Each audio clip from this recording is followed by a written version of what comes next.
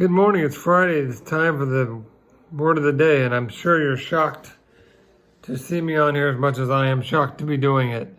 But I thank Joe for the opportunity. So today's 9/11. Let's remember 9/11 of 2001. If you know anyone that had to deal with that tragic day, remember those people today. Family members that are still dealing with that. So don't forget about those people today. When Joe asked me to do this, I was a little bit nervous, and I started thinking about how Moses must have felt when God wanted him to talk to Pharaoh, saying, "Let my people go." But Moses was reluctant to do it, and he had several excuses. I'm going to go over them right now because it's kind of how I felt when Joe asked me to do this. Moses said, "What if they don't believe that you sent me?" He said, what if they don't listen to me? What if I'm scared? What if I'm afraid to speak in front of other people? Please send someone else. That's kind of what went through my mind initially. But I think Moses realized that it wasn't about him. It was about God speaking through him. And once he realized that, he went, and the Lord did what the Lord wanted to do. I think that's what God told me. It's not about me. It's about what God is going to say through me in this word of the day. So Joe wanted me to focus on joy and practices, which is what the series we've been on the last few weeks. So I was trying to find an appropriate verse to apply to joy and the practices of that joy. And I found a synonym of the word rejoice. And the verses that I found, I think that would be applicable, is found in Philippians chapter 4, verses 4 through 6, where it says, "Rejoice in the Lord always. Again, I will say rejoice. Let your reasonableness be known to everyone. The Lord is at hand.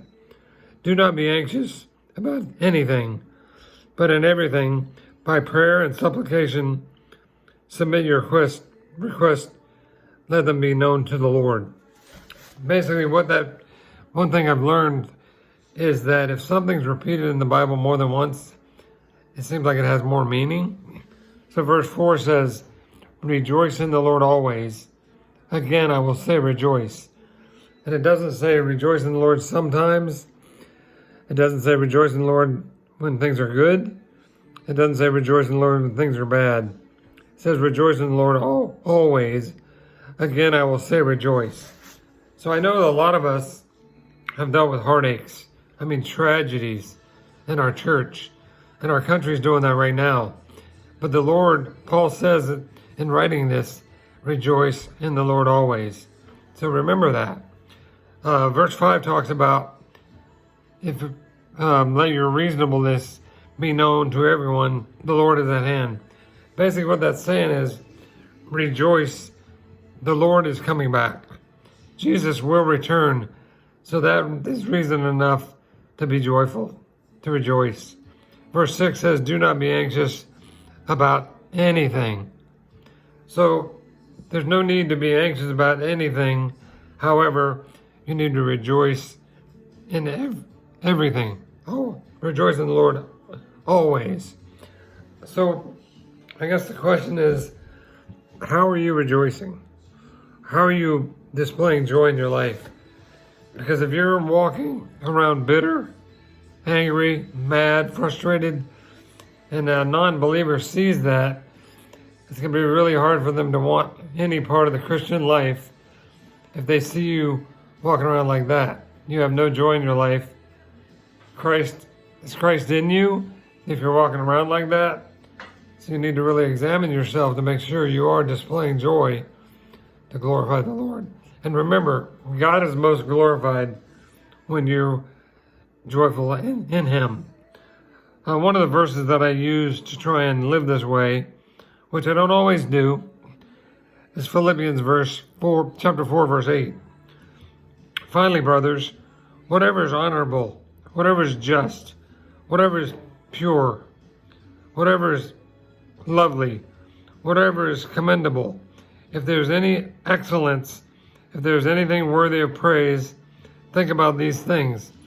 If you apply that verse to your life, it's going to be very hard to walk around bitter and angry and worried and anxious. Focus on good things. Focus on Jesus. Keep your eyes on him instead of other people. Keep your eyes on Jesus instead of your circumstance. Another verse that I think would be helpful for you guys is Romans chapter 15, verse 13. May the God of hope fill you with all joy and peace in believing, so that by power of the Holy Spirit you may abound in hope. What a great verse. So remember, be joyful. Look up. Don't look out. Look to Jesus. Father, I pray that you bless these people today that are viewing this. Pray that you open their eyes to remember that joy is found in you. Hope is found in you. Pray that these people show up Sunday or online or in person. Just know that, let them know you love them. We love them. God bless you. Take care. Bye-bye.